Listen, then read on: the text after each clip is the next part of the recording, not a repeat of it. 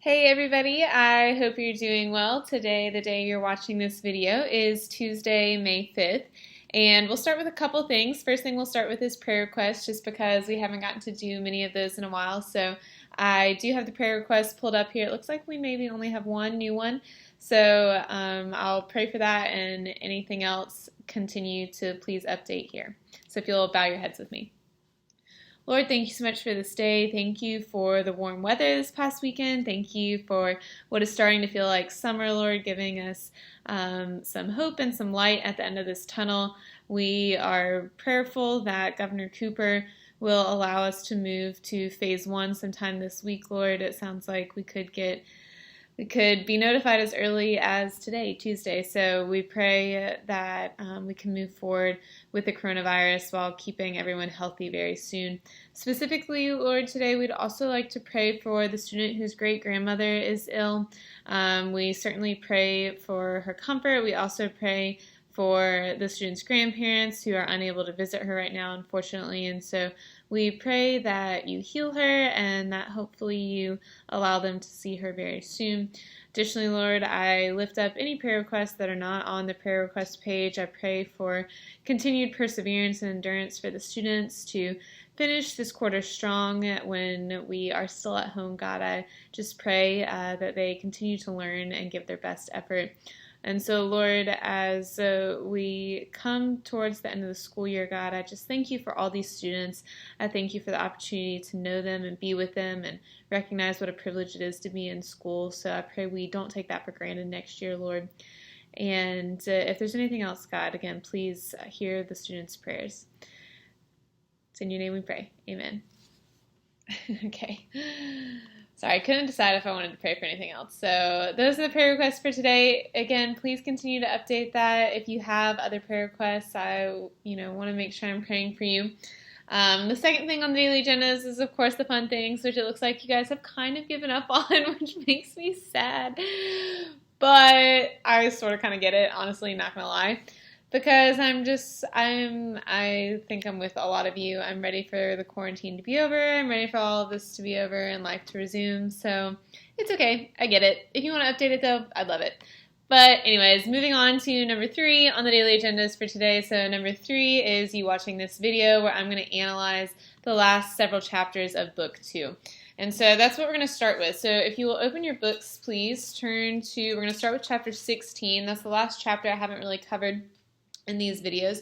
So chapter 16 is on page 135, and it is titled Still Knitting. So we are still with Madame Defarge knitting. And so the first thing I want to draw your attention to, you guys took the quizzer on chapters 16 through 19, and I'm not done grading those yet, but it looks like most people seem to understand these chapters pretty well, so I'm not going to spend a ton of time here. But a couple things I do want to point out. So first thing I want to point out is on page 136, and it's in the middle of the page. And so basically, we're in the Defarge's wine shop, and a spy comes in. Well, actually, they're talking about a spy. And they ask, basically, who is it? And Madame Defarge says his name is John Barsad. And they're talking about him, his description, what he looks like. But what I want to point out to you here is that we have seen him before. So remember, we had seen someone named Roger Clive before, and then we have also seen John Barsad before. So if you flip back all the way to page 50, this is sort of middle to top of page 50, John Barsad was being questioned in Darnay's trial. So way back at the very beginning in Darnay's trial, prior to him being acquitted, to him being released, John Barsad was questioned. So if you look on page 50, he's questioned, and the very first question he's asked it says, had he ever been a spy? His response, no, he scorned the base insinuation. Okay, interesting, right? So John Barsad, he's mentioned early on page 50. Now again on page 136, he's brought back up by the Defarges. And so I just wanted you to make note of that. Other thing that I wanted to make note of, which most people seem to get on the quizzer, which was great, so the signaling of the rose. So anytime Madame Defarge picks up the rose, people leave the shop. And the reason people leave the shop is that they're leaving because there is a spy. And so they recognize when the spy comes in that people leave because of the rose. And so it looked like most people got that on the Quizzer, so that was good, but I just wanted to point that out. If not, let's see, what else? Okay, so then the spy does come in. And now I'm looking at roughly pages 140 through kind of 143 through the end of chapter 16.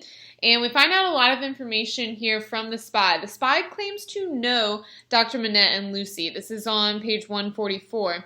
And on the very bottom of page, 141. And on the very bottom of page 141, the spy says, yes, Miss Manette is going to be married, but not to an Englishman, to one who, like herself, is French by birth. And so this is the first time that Madame Defarge and Mr. Defarge are hearing about her being married. And it says, in fact, so moving to the top of page 142, the spy is telling the Defarges, it says, actually, she is going to marry the nephew of Monsieur the Marquis. And so this is huge news to them. Obviously, if you continue reading on page 142, Monsieur, Mr. Defarge, doesn't do a great job. His hand kind of shakes, so he's kind of giving himself away in front of the spy. And Charles Dickens tells us this, that basically the spy makes note of it. And then down on the bottom of page 142, hopefully you did not miss this. So Madame Defarge, remember this chapter is titled Still Knitting. She is knitting the names of the people they want to kill in her knitting. It is their register of people that they want to kill. It's their hit list. And now she has put Charles Darnay's name in it simply because of his relation to Monsieur the Marquis.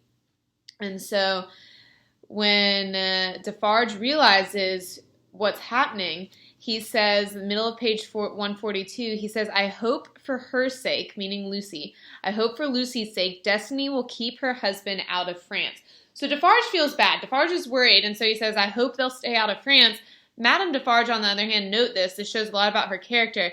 She says, her husband's destiny will take him where he is to go and will lead him to the end that is to end him. That is all I know.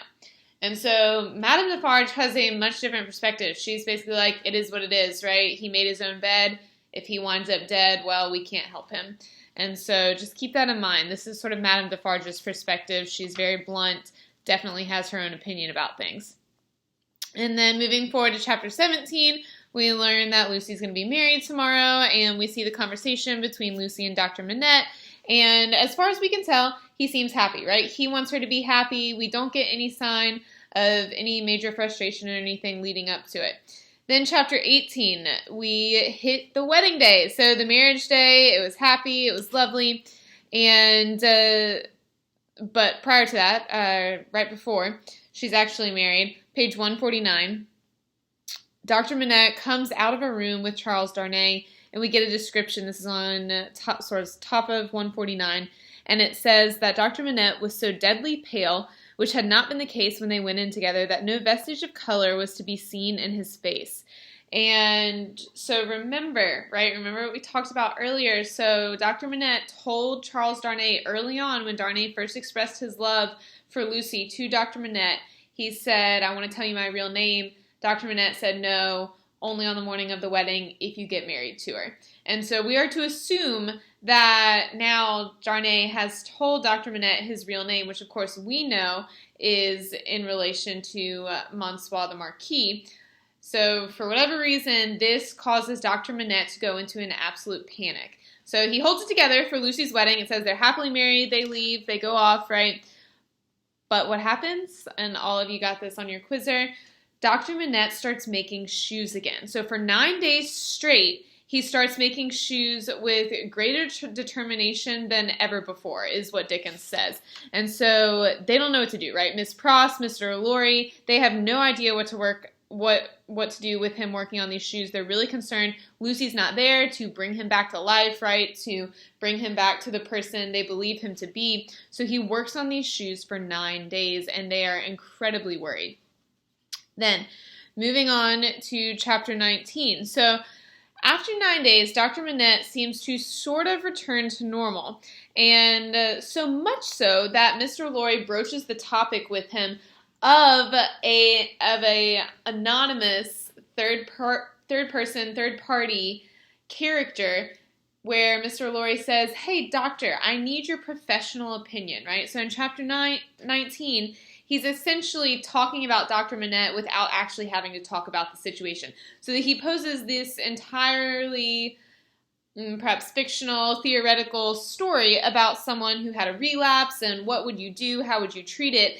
And so essentially Mr. Lorry and Dr. Manette in chapter 19 have an entire conversation about what happened to Dr. Manette those 9 days while he was working on the shoes without actually having to talk about it, if that makes sense. So Dr. Manette doesn't actually have to acknowledge that he was the one working on those shoes, even though when you read chapter 19, it seems pretty clear that he knows it was him, right? And so if you look on page 155, so Dr. Manette says basically the reason for this return to the shoemaker, return to this unknown person. And so he says, bottom of page 155, I believe that there had been a strong and extraordinary revival of the train of thought and remembrance that was the first cause of the malady. Some intense associations of a most distressing nature were vividly recalled, I think. It is probable that there had long been a dread lurking in his mind that those associations would be recalled, say, under certain circumstances, say, on a particular occasion.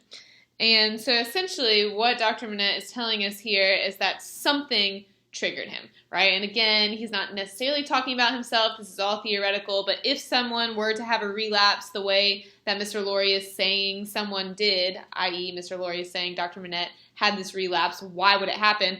The reason Dr. Manette is saying, medically speaking, is that they just had something that reminded them of the first cause of the malady. Something remembered, right? They remembered something that brought them back and had that relapse. And so then you move on to page 156, and of course Mr. Lorry's still worried. He's like, okay, well, what's going to happen if this happens again? Dr. Manette basically tries to say it won't happen again, but he says the only thing that could cause a relapse to happen a second time, right, after this incredible 9-day period, he says on the bottom of page 156, he says, I do not think that anything but the one train of association would renew it.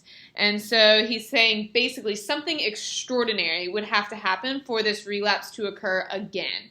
And so that gives Mr. Lorry a little bit of peace, not fully, but a little bit. And so then he broaches one more topic. He feels like he's making headway in this conversation with Dr. Manette. And he basically says, okay, so if you were treating this patient, again, this abstract, anonymous patient who's had a relapse, wouldn't you get rid of the thing that he uses, right? So, for instance, right, if you have an alcoholic, then the idea is you would get rid of the alcohol, right? And that's sort of what Mr. Lorry is saying here. So shouldn't we get rid of what he does once he's triggered? So once an alcoholic starts drinking alcohol, they just want to continue drinking. And so he's saying, why don't we just get rid of the device? And so what he's proposing here is getting rid of the workbench. And obviously that has been Dr. Manette's kind of saving grace when he gets anxious, when he falls into these relapses. And so he's saying, why don't we get rid of it? And Dr. Manette basically says, well, that's an okay idea. It could go well, it could not go well. But on page 158, he says to do it now, basically saying in order to do it for Lucy, he says, let it be done. He says, I would not take it away while he is present. He, obviously referring to Dr. Manette himself, he says, let it, meaning the tools and the workbench and everything, let it be removed when he is not there. Let him miss his old companion after an absence. So essentially what Dr. Manette is telling Mr. Lorry here is fine, take away the workbench and the tools and everything, but do it when I don't know. Do it when I'm not around, so I'm not aware, so that simply he will just miss them once they're gone. And so they burn the items at the end of chapter 19. Okay, those were the first set of chapters. Hopefully you feel comfortable there now. If you still have confusion with any of those, let me know. But now we're going to move on to the remaining part of Book 2, chapters 20 through 24. And so you did not have a quizzer on this, so if you had any questions, please make sure that you ask me and pay attention to this video. So Right when Lucy and Darnay come back, so being mindful, right, Lucy and Darnay were never told that Dr. Manette had this relapse. They didn't want to worry Lucy, so they're never told that he had this relapse. And right when they return home, interestingly, Sydney Carton is the first to congratulate them when they come home. And once they come home, we have this, we're told essentially that Carton wants to be friends with Darnay. So on the top of page 159, he says, "I wish we might be friends," and they kind of have this long conversation where Carton says he still doesn't think he's capable of anything, but Charles Darnay is basically like, "Oh, well, I'm not sure that's true. Like, you seem like a decent guy," kind of thing. And so after he leaves, we get some insight where Lucy, again, remember, she doesn't share what Sydney Carton told her when he professed his love for her, but she talks to Charles Darnay on page 161, and she essentially asks Darnay to be kind for Carton, right? She says, if you look at 161, she says, "I would ask you to believe that he has a heart he very, very seldom reveals, and that there are deep wounds in it. My dear, I have seen it bleeding." And so she essentially says, right, just, you don't really realize who he is, so give him some slack. Believe the best in him, because I have seen some of the pain that he harbors. And so she's telling her husband, basically, "I can't tell you why I know this," but he says, "Okay, Lucy, I trust you. If you want me to be kind to him and think more highly of him, of course I will do it." And so he finishes on page 161 and says, "God bless her for her sweet compassion," right? So again, Lucy is just this wonderful, incredible person, always seeing the best in other people. Then we move to chapter 21. And so in chapter 21, we learn about some of Lucy's family life. And so we learn that she has a child that dies at a young age, and that Carton did visit over these years, and that ultimately the children that she did have, they like Carton. So on several of Carton's visits, they seem to just really understand him. This is on the top of page 163. It says, let's see... "Carton was the first stranger to whom little Lucy held out her chubby arms, and he kept his place with her as she grew." And so we get this understanding that even though Carton isn't necessarily part of their family, certainly he still holds a special place in Lucy and now her children's hearts. And so we also find out on page 163 that Stryver became married, and he became rich, and was married to a widow with property, so he seems, all good. He did what he wanted to, right? And then on page 164, now some time has passed. So now we're in the year 1789, and we start getting this repetition of the echoes of footsteps. And so if you look on page 164, this is towards the top, it says, "But there were other echoes from a distance that rumbled menacingly in the corner all through the space of time, and it was now about little Lucy's 6th birthday that they began to have an awful sound, as of a great storm in France with a dreadful sea rising." Obviously, this is foreshadowing on Charles Dickens' part, but we're starting to realize, right, so the tension is building in France. It's 1789, little Lucy is 6 years old, so things are starting to happen. The echoing of the footsteps is getting louder and louder. All right, then let's see. Then we are taken, still in the same chapter, we're taken to a scene where essentially the revolution is up and happening. This is now moving to the marching of the Bastille on page 166. And so we see Madame Defarge, and she is livid, right? She is kind of the ringleader. If you look on the middle of page 166, it says, "To me, women," cried Madame, "what? We can kill as well as the men when the place is taken." And so she's saying, look, we're women, but we can kill just as well as they can. And so she's all over it, right? She is all about the revolution. And so while this is happening, Mr. Defarge gets into the prison, and he wants to go to what cell? Of course, he wants to go to 105 North Tower, which, remember, don't forget, this is what Dr. Manette came saying when Lucy and Mr. Lloyd first saw him, right? That he said his name was 105 North Tower. And so for whatever reason, Mr. Defarge and, his fellow revolutionaries, they go and search Dr. Manette's cell. And what they're searching for, we're not quite clear yet, but they go search his cell. And then moving forward to page 169, Madame Defarge kills the governor. So Madame Defarge clearly has no issue killing people. She is looking for vengeance. She feels like she has been wronged. And we get a little bit of contrast here with Mr. Defarge, right? So far, Mr. Defarge hasn't really been described as this kind of bloodthirsty revolutionary, but Madame Defarge definitely has, so make sure you keep that in mind. All right, and then moving to chapter 22. So moving to this chapter, we now have a killing of another French noble person. So not quite as high up as the Marquis or anybody like that, but his name is Fallon. And Fallon, essentially, when the peasants were starving, he told them to eat grass, right? So we don't get much of a description about him aside from that essentially at least the general public of France feels like he was heartless. And so we're told that actually he's still alive. And also on this page, well, I'm looking at 171 right now, so this is the middle of the page where we're told that he told everyone to eat grass.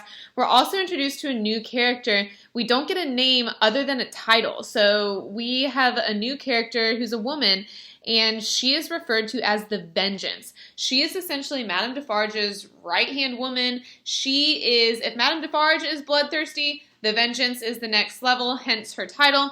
But just know that she is a new character, and she is now going to do everything that Madame Defarge wants. So just make sure you note that she is now a character in chapter 22. So now we learn about Fallon. And of course, the revolutionaries are like, oh, we got to kill him. He's still alive. And so moving to page 173, they hang him 3 times, and then they put his head on a pike with grass in his mouth. So if you can imagine sending a signal, I mean, that's kind of a good way to do it. Obviously, it's tragic and gruesome, but the revolutionaries are there to send a signal. So, I mean, to hang somebody 3 times, that just tells you they're mad. And so, anyways, we see that in chapter 22. Moving to chapter 23, it's titled The Fire Rises. And why? Because they set Gabelle's house on fire. And so Gabelle, actually, wait, shoot, I want to make sure I'm not skipping anything. Well, I'm sorry, I'm sort of skipping in chapter 24. In chapter 23, we learn that Gabelle needs help, and we recognize who he is. So if you look on page 179, this is towards the bottom. It says, not only that, but the village, lightheaded with famine, fire, and bell ringing, and bethinking itself that Monsieur Gabelle had to do with the collection of rent and taxes, though it was but a small installment of taxes, and no rent at all, that Gabelle had got in those latter days, became impatient for an interview with him, and surrounding the house, summoned him to come forth for personal conference. So what this is telling us is the revolutionaries, they are not pleased with Gabelle. So supposedly Gabelle, low-level French authority figure, they think he collected taxes, but really what Dickens is telling us is he almost had nothing to do with that. And so essentially they've surrounded his house and they are begging for, quote-unquote, a conference with him, which what do you think they really want from him? We see in chapter 24. And so essentially they burn his house. And also note now that we're in chapter 24, we have moved to 1792, so keep up with the years. So we are now 1792, and this is sort of the last piece that we see before everything's going to come to fruition or just absolutely break loose in chaos in book 3. But chapter 24 sets us up for what's going to happen in book 3. And so in chapter 24, Mr. Lorry says that essentially everyone in France is freaking out. So remember, Tellson's Bank is in London, but they also have a branch in Paris. And so he says everyone's freaking out. He is going to go to their branch in Paris to check on things, make sure everything's okay. And so while he is telling everyone this, while at the bank, it says the house approached Mr. Lorry. This is on page 184, and the house means essentially anybody working at Tellson's Bank.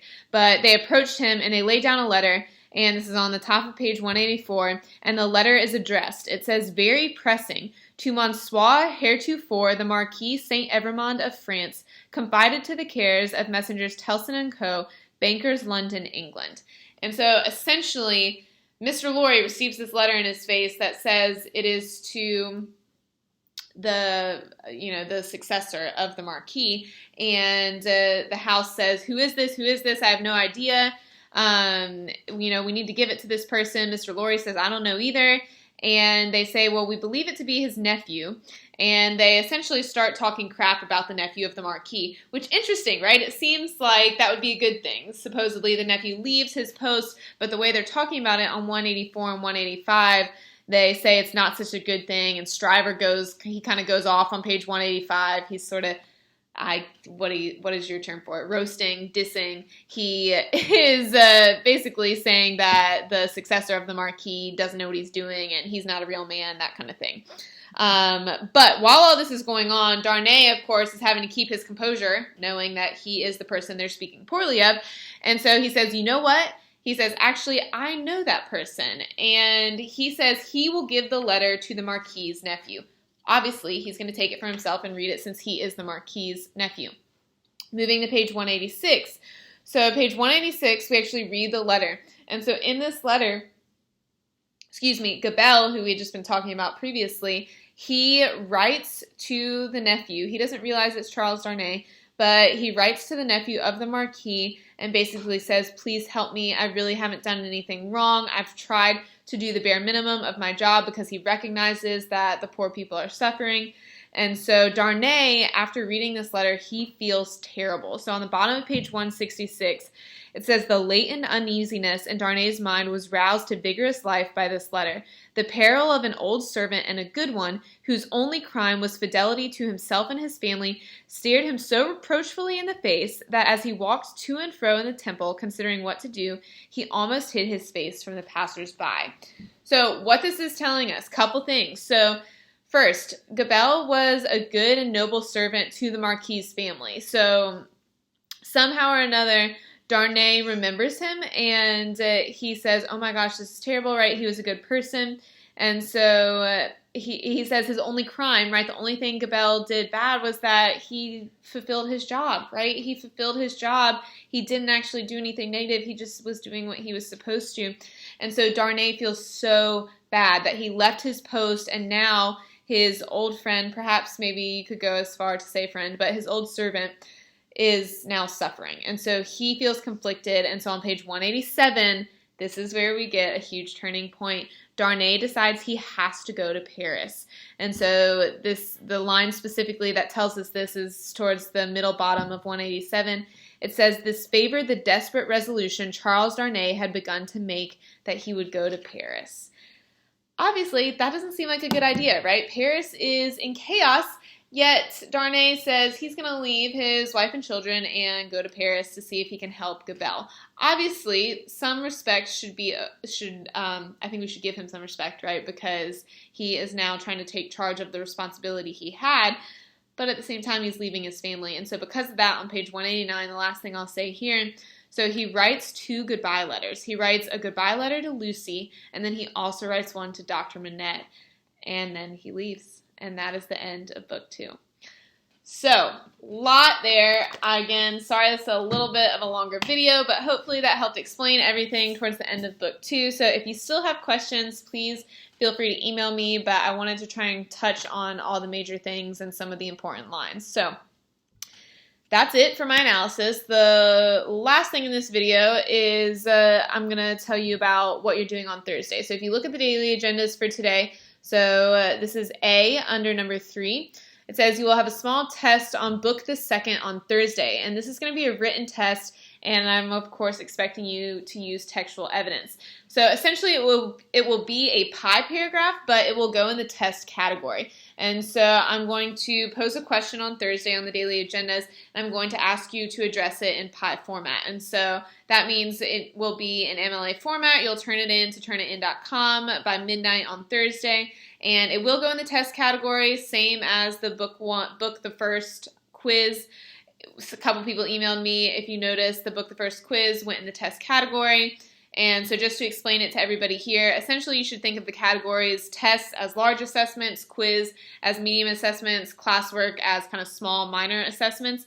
And so the book the first quiz went in the test category, but remember it was only 26 points, and your final test at the end of this, at the end of May, will be probably at least 50 points. And so the point value, it still adds up to be kind of sort of a quiz, even though it's in the larger assessment category, even though it's in the test category. Reason being, most of your quizzes, the things in the quiz category, are 15 points or less, and so because the book, The First Quiz, was more summative in nature, it needed to go in the larger category for assessments. So if you have questions about that, most people who did, you've already emailed me and we've discussed it, but I just wanted to put that out there for anybody else who perhaps didn't send me an email and was curious. So this pie paragraph will also go in the test category. It will also be 25 points or less. I haven't determined the specific amount. I'm thinking 20 points.